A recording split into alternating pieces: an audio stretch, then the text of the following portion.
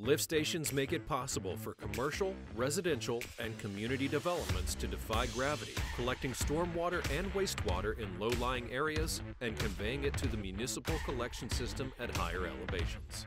The PumpTrooper lift station works by collecting sanitary wastewater or stormwater into a wet well through an inlet pipe. As the well fills, an electric liquid level control system monitors the water level.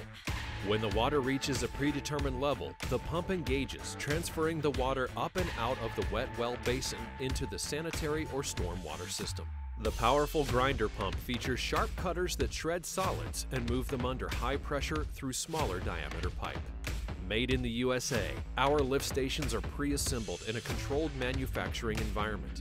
The PumpTrooper meets all building codes and comes with a variety of application-specific pump styles. Visit us online at ParkUSA.com and NWPipe.com.